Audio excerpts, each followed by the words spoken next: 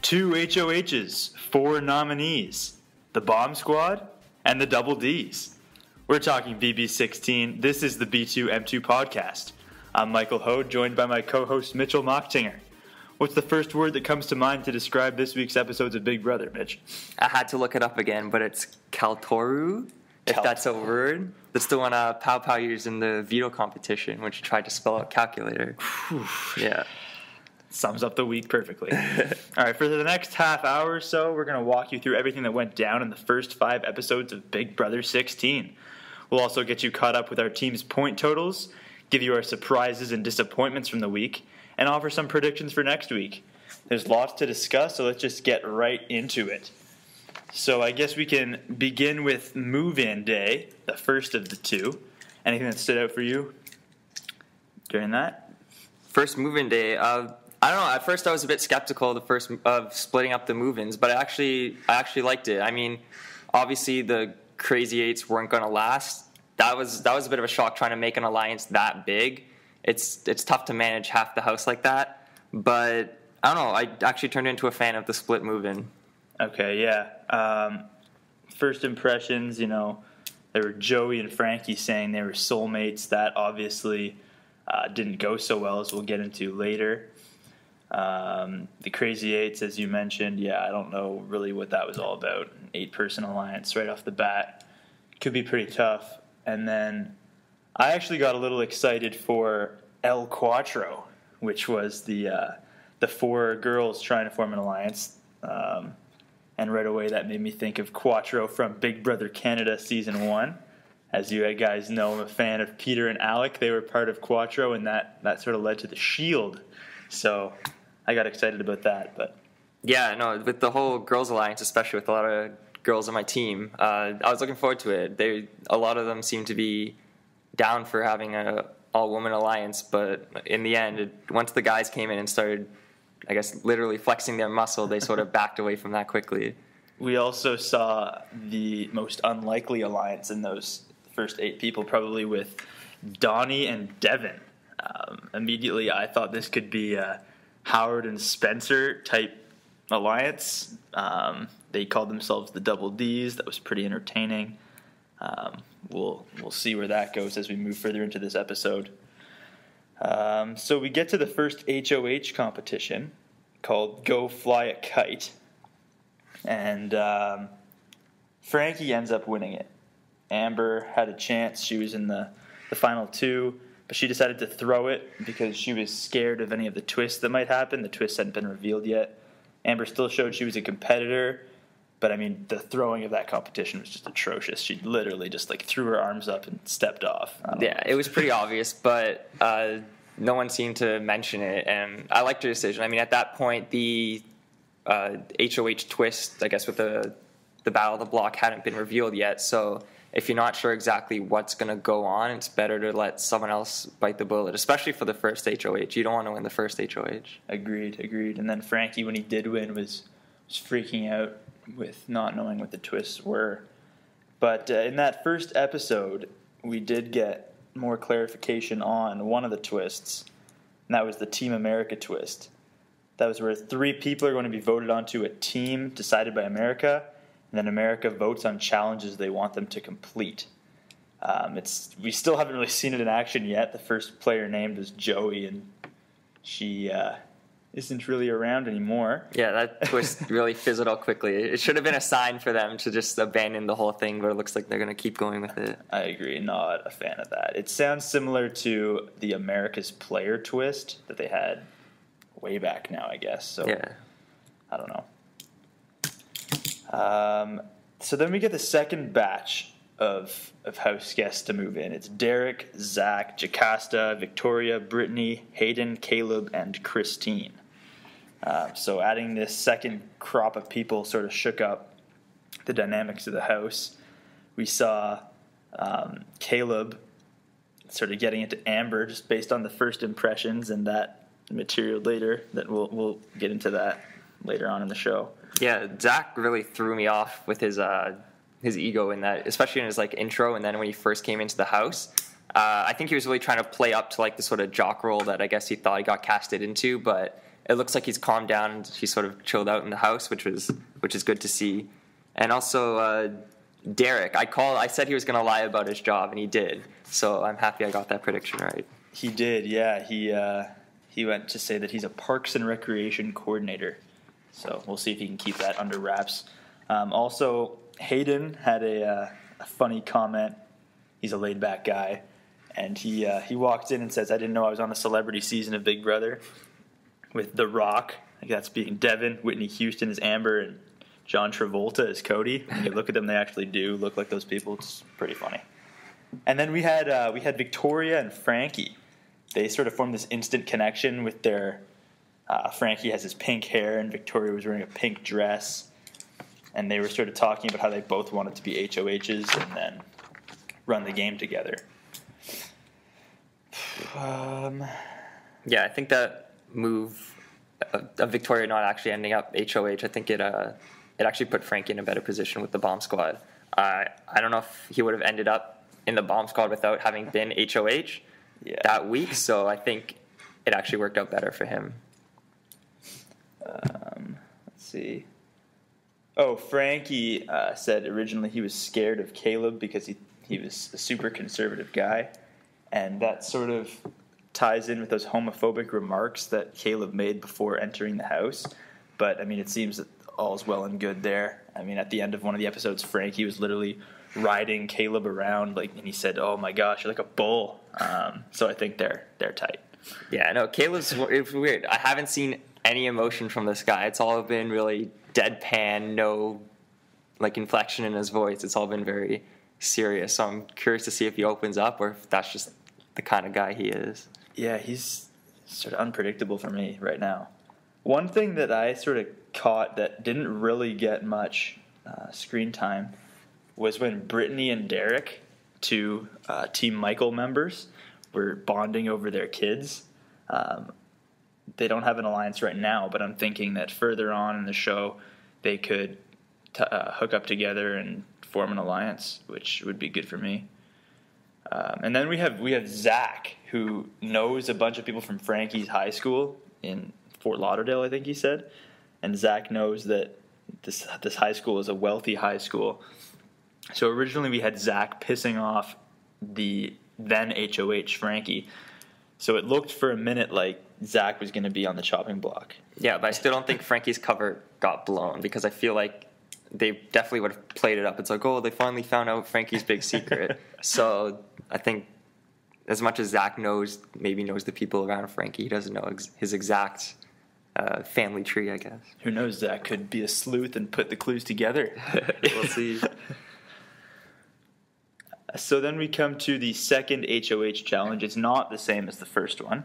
This one was called Over the Coals, and they sort of had to hook themselves onto this rotating log and just simply hold on. We had Hayden and Caleb as the final two in this competition. And Caleb, he said that he doesn't plan on throwing anything this whole season. But I don't know. Just watching him in this competition, if I was in the house, would have totally rubbed me the wrong way. I mean, he was just completely showing off up there. At one point, the log was frozen upside down. Caleb's hanging off with one arm and doing starfish poses. I don't know. I thought that wasn't his best move. But, I mean, it worked, I guess, because Devin, after seeing that, another one of the most jacked people in the house, saw that strength in Caleb and immediately wanted to team up with him. And then Caleb promised Hayden, who came second, he promised him that he would be safe for the week. Then the second twist, I guess, became clearer. Julie announced that there will be 4 nominees, and then each of the 2 nominees will compete against the other 2, and the duo that wins dethrones the HOH that nominated them. thoughts on that twist? I didn't know how they would decide who gets to nominate who, but I actually like sort of the 1 and 2, I guess, cracking of the egg. Because what if the HOH wanted to nominate the same people? Then they'll get into, like, I guess, a big argument. I don't know how they would solve that. But the Battle of the Block, I actually sort of like the concept. I'm really warming up to this double HOH kind of thing. The one thing I wish they did, I wish they had the HOHs competing with the other team's nominees. Yeah. I feel like it just adds that extra bit of drama to the competition, and because they're still directly involved in what's going on. I agree for sure. We also had Joey officially named as the first member of Team America, and for each challenge that this team completes, every member gets $5,000. So pretty sweet chunk of change if you can manage through the whole season completing tasks. And then they also said that Team America can decide whether to keep it a secret or not. I don't really know why they would reveal it to the house. I mean, that might make them targets right away. I think that whoever the 3 members become, one of them's Donnie, the other 2 we don't know. Yeah, but still with America's team, we don't really know what's going on. The whole concept fizzled out before it really started, and there's still only 1 member. But I think from what I understood from the voting, is that they're going to vote in 2 more people after Donnie, so there's still going to be the 3. But then what happens if one of them gets voted out? Does that mean that they're going to replacing? Are they going to keep replacing? I don't think they will. I don't think so either. I think hope not. This is just a special case scenario because of Joey's lackluster gameplay. Do you think we could see any Team America actual alliances in the house? Like Donnie and then whoever the other 2 are, do you think they could actually form an alliance? Well, I think they're going to have to work together, right, in some sort of capacity. I don't know how serious these tasks are going to be, where it's like, oh, you have to get this person on the block, or it's just like, oh, like, convince someone to, like, do 10 jumping jacks or something. Yeah. So that's not clear yet either. But, yeah, I mean, I could see that alliance forming because the more tasks they complete together, the more money each of them get. Yeah. So one of the biggest questions of the season was, with 2 HOHs, how are they going to share that nest bed in the HOH room? The question was answered when we saw that the HOH room actually has another room with a bed in it. So there is no sharing of the nest bed. Yeah, personally, I'd rather have the other bed. The nest bed looks pretty uncomfortable. The other one is like a normal rectangle bed. Yeah. So I'd be happy with that second HOH bed. So with those 2 HOHs, Frankie and Caleb, we saw them form an alliance because, as they said, no one would expect it. I think it's a good idea. But then they have the idea to start bringing in more people, and this is the beginning of the Bomb Squad. So they bring in Devin, Derek, Cody, and Zach. And as they're doing this, it's a pretty stark contrast. You have all these guys huddled up in this room scheming while Big Brother cuts to a shot of the girls sitting outside talking about painting their nails and getting tans. So that was a pretty funny contrast. We had a couple hesitant members of the Bomb Squad. Derek and Cody both weren't so keen on it. But you can't say no, right? You obviously can't say no, but I mean, we'll see. I think this could be like another moving company from last year where it works for a week, 2 weeks, and then it just fizzles out. Yeah, or the first 5 from Big Brother Canada. Like, if you have a big power alliance early in the game, it works, but usually just right before jury, the whole thing ends up fizzling out. So we'll see how far they can go. And 6 is such a big number, and then they even make it 8 later on, and that's half the house, so I don't think it's going to work. Yeah, should we talk about Devin now or Devin later? Your call. Let's do it. There's just Devin overplayed way too early. Oh my gosh! Yeah. First with the Bomb Squad, then bringing in the two women, Amber and Christine. Yeah, at 4:30. without telling. Yeah, at 4:30 in the morning, without telling the rest of his alliance, and then with the double Ds and the crazy 8s and. Is super paranoid all the time, like Donnie's some Secret Service ex-military guy. Oh, that was ridiculous. Yeah, like Devin's way too paranoid, and I think it's going to cost him maybe even as soon as this week. Ooh, yeah, we'll see. And then when he confronts Don, when him and Caleb are having this conversation, Caleb says, "Oh, Donnie pulled down his socks, and you could see that his legs were just beaten raw. That's because he was in the army. I recognize that with all his army boots just rubbing up against there." And then Devin confronts Donnie about it as they're like lying in bed, and Donnie assures him that he's just a groundskeeper. He gives them the company he works for and all that, and then Devin sort of starts to feel guilty. I don't know. Devin's just all over the place. So, for the nominees, we saw Frankie and Caleb just sort of work together, which I figured is what was going to happen. They just sort of decided on the 4 together. So we had Caleb officially nominate Donnie and Paula, a.k.a. Pow Pow. And then Frankie nominated Brittany and Victoria, which I was shocked about. I know you said you liked it.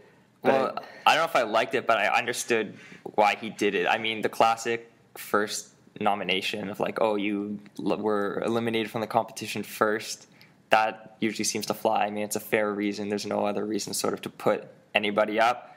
I understood why he did it. I mean, again, maybe making an alliance too early can cost you for that sort of reason. We don't really know where they stand. Last we heard from Victoria was that like she's never talking to him again or whatever.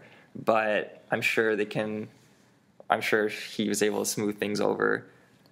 I don't know. Yeah, well, Victoria said that she's never going to trust him again. Well, that's probably just being overly dramatic, but I just think Frankie, he shouldn't have broken that bond. I mean, he could have easily thrown up Nicole, say, or Jocasta and not rocked the boat at all either. So I don't know why he felt that he needed to sort of fracture the alliance he had made. But how would he explain that when Caleb used the reason of putting up the first 2 people who fell from the HOH competition? I don't know. He could have thought of something, I thought. I don't know. It's you don't want to ruffle those feathers, I think. Would you rather piss off one person or piss off like their team, right? I guess. So we have the Battle of the Block called Big Brother Bash, and it's one of those damn pouring competitions that I can't stand. I don't know how you feel about them. I know, I agree, but this one had a decent twist to it, I guess. It didn't seem to take too long. Right. So I'm hoping that this is the only time that we see this type of challenge. It won't. We'll see it again. We'll see the standard pouring the maple syrup or whatever that takes. It'll be one of those Thursday night competitions, and tune in on Sunday to see who becomes the new HOH. So Paula, who I sort of thought was going to be a competitor, has now sucked at both challenges she's been in. I mean, she fell off the log first in her HOH, and then she just simply couldn't swing. So she's just showing that she's not a force to be reckoned with at all. Brittany and Victoria win pretty easily. So Caleb is now the legitimate HOH. Frankie is dethroned. Yeah, when that happened, I had to kept like double checking and like thinking about it twice to see like who actually was in power this time and like who the nominations were and who was safe. It was confusing at first glance, but I got it in the end, so don't worry. Thanks for that, Mitch. So now Caleb, with great power comes great responsibility, has to name the have-nots for the week. And this was absolutely devastating for me because Hayden, Joey, Brittany, and Cody were the 4 have-nots, and all 4 of them are on my team. All 4 of them volunteered, too. They all volunteered, yeah. What the heck are the chances of that? You might as well, because in the end, everyone has to do it, so I guess they want to get it over with quickly. Not getting the breaks in week 1 of the scoring. So the have-not room, they have to sleep on these ice beds, and Joey is just going nuts. Like, she's happy about it, jumping up and down on the bed. Yeah, Joey. Enough said. And then... I just want to apologize to you. I actually tried to make an all-girls alliance, so I'm just confessing this to you now. That leads us right into... I feel like this honesty will help me later in the game, especially week 1. That's a perfect segue because Joey says she does not want to give up on El Cuatro. So she sort of rallies up the girls and pitches them on the all-girls alliance again. They were having none of it. Just absolutely nothing. Shut down. They couldn't. Yeah, they didn't even look at her. I mean, I still like the idea, but again, I think as soon as those guys came in, the girls have backed off the idea quick. The girls don't seem to be like a catty group yet. I don't know who has the potential to do that. Maybe Paula, depending how long she sticks around. But, I mean, I can see the girls working together later in the season. You already have Christine and Nicole. Yeah, which I think is definitely something definitely flying under the radar for sure. And Derek, with his undercover police background, was the one who caught on originally and then brought it to his fellow bomb squad members' attention. So good on Derek for that one, doing his job.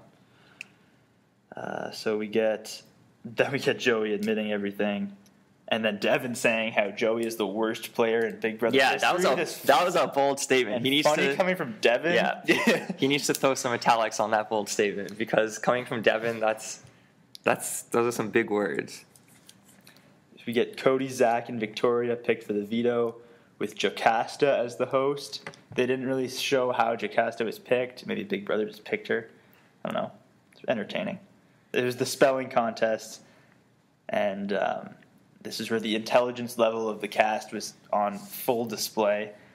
Of the 6 competitors, only 2 people spelled something right, and Donnie ended up winning the veto and taking himself off the block. Yeah, I hope all these extra competitions don't really get in the way of showing the strategizing and like the personal conversations between the members of the house. I mean, I get a lot of people tune in sort of just for the competitions, but personally, I like to see like those like deep personal conversations and the strategy talks, especially if it affects a big moves in the house. Yes. So Donnie goes down, Joey up as the replacement because of her intent to form the all-girls alliance.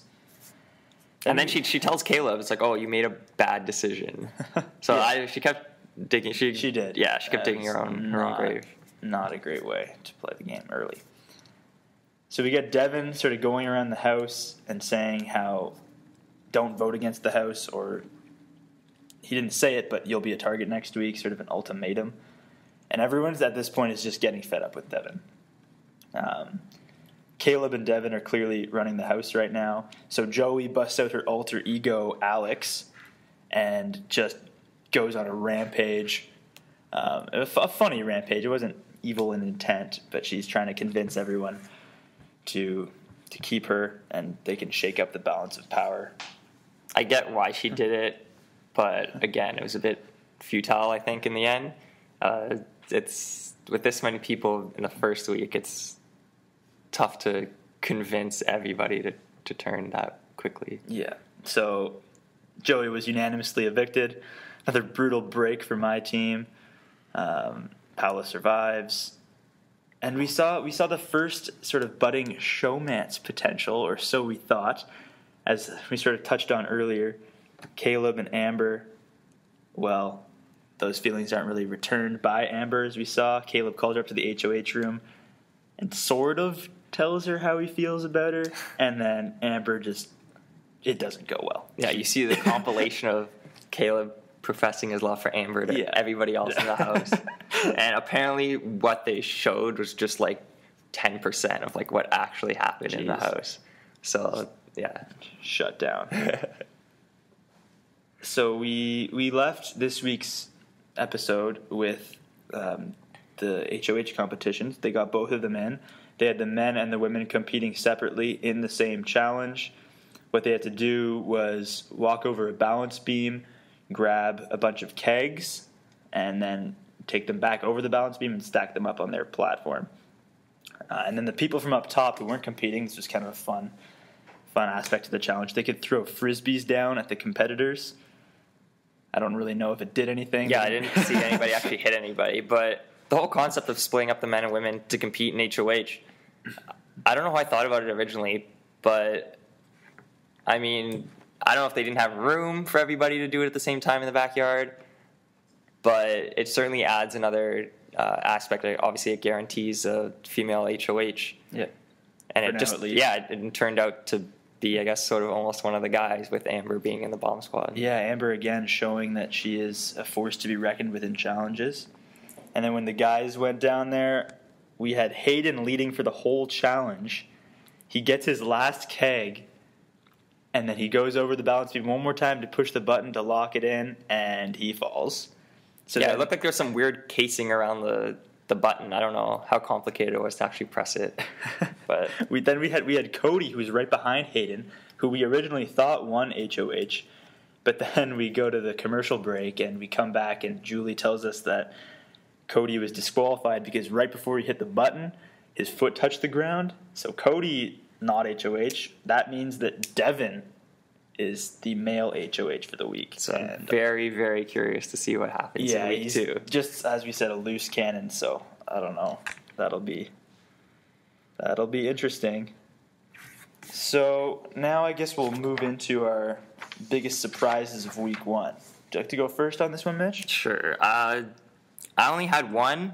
A lot more disappointments, but I guess it's easy to find the negative versus the positive. My biggest surprise was actually Frankie.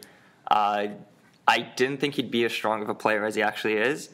Again, I think he got lucky being the first HOH and forming the bomb squad, because I don't think he would have been a part of it had that not happened. His nomination of Victoria could have possibly hurt their relationship, but I understood why he did it. And I actually think I'm a big fan of Frankie. I think he can go a decent way in the game. So I had 3 surprises this week. My first one was Amber. Originally, I know you drafted her high. I didn't think she'd really do much. I thought she'd be a target amongst all the other girls. But, I mean, she's shown that she can get it done in challenges, and she's in with the bomb squad right now. And Caleb has his eye on her, so I think she's in a good spot. Then I have Donnie, who was my last pick, but he's a funny guy, and he's acting dumb. Like, at one point he was making those cricket noises to make everyone think that he's not a threat. I don't know. I'm getting a good feeling from Donnie. I don't. I don't know. I mean, like, I like the guy. I don't seem to be in love with him like everybody else is. And he's being targeted right now by the bomb he has squad, a big target on his back. I don't know. So I don't know. He's, as we've always said, he's kind of like, at least looking like Spencer from last year, who went so far, being on the block pretty much every week. But he also did nothing in the house. Like, no strategy, nothing. So we'll see. And then my final surprise is Zach. Going in, I thought he was going to be a total jerk. He sort of is still, but I mean, he reminds me of Holden Caulfield from Catcher in the Rye when he says that every time he opens his mouth, it's a lie.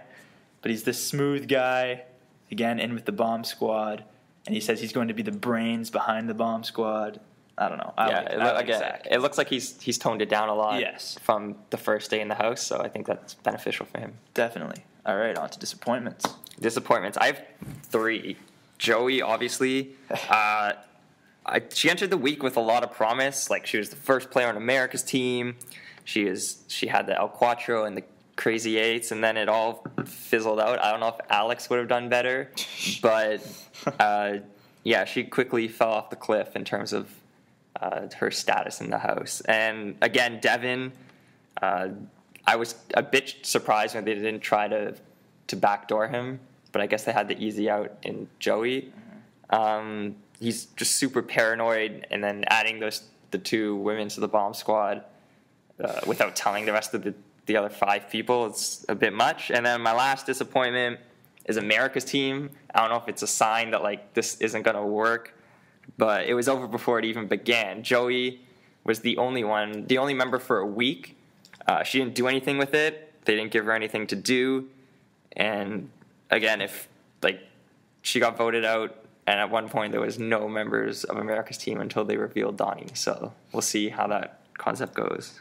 Okay, so my biggest disappointments, I do have Devin. Like you said, he's just overplaying. I also have Team America. I'm not a fan of it, just like you. Then I have Cody, actually. He was my number 1 pick. I was expecting big things from him. But he's just sort of been more superficial than I thought he would be. He sort of commented on all the girls' looks and their bodies and stuff. I thought he'd be more of a cerebral player. Maybe he is. He just hasn't shown it yet. It's too early again. Yeah. I still see that potential from him. And he was disqualified from winning that HOH, so that was disappointing for me. Paula, she looked like she was going to be strong for one of the girls. She hasn't been a competitor, and she couldn't really lay low and hide the big mouth that she has, just like she said her strategy would be. So based off week 1, Paolo's been a disappointment. And then finally, just the overall intelligence level of the cast. I mean, with the spelling contest, only 2 people spelling words. That's pretty ridiculous. Yeah, also, one more thing I thought of was, like, I don't know if I've ever seen this much, like, crying and emotion in the first week in the Big Brother house. Like, it's only going to get worse from here. Everybody needs to just take a step back and reevaluate the situation because the tears were unnecessary, I think, for most cases. All right, so Mitch, why don't you take us through and recap our point totals from the week? Okay, so in terms of point activity, your team actually had a lot more, but Joey's minus 13 unanimous eviction, minus 5 first eviction really hurt you. She ended up leaving the Big Brother house with minus 19. That's ridiculous. So I'm up 22-7 after the first week. Amber and Caleb, their 2 HOHs is 10 points, and then Victoria ended up plus 2 after winning the Battle of the Block, despite her minus 3 original nomination. So, yeah, I have no negative point totals, but I also have a lot of zeros right now.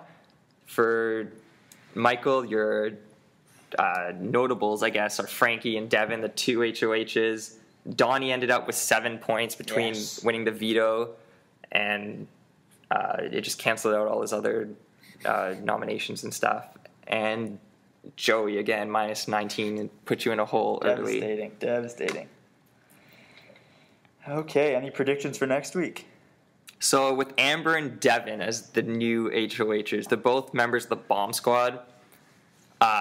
Devin winning over Cody, I think, could have actually saved himself. I don't. If he ends up not winning the Battle of the Block, I think he could still be backdoored in the end.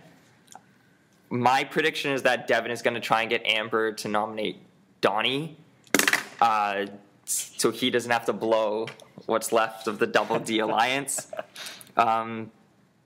Somehow, I think Donnie and Hayden will end up on the block, but Devin's going to change his mind 20 times. But another pretty much guarantee I have is Pow Pow being on the block. I can see her being one of those players who gets up on the block like 5 times before she's actually evicted. She'll be like always the pawn, but sometimes ends up being the target and still manages to stay in. It would have been interesting for me to see if Hayden actually ended up winning that HOH, what was going to happen, because we haven't really heard much from him. But yeah, those are my predictions. Cool, yeah. I have pretty much the same ones. I mean, I think that the HOHs are going to sort of collude and pick the 4 people together again, especially with it being 2 of the Bomb Squad members running the house right now.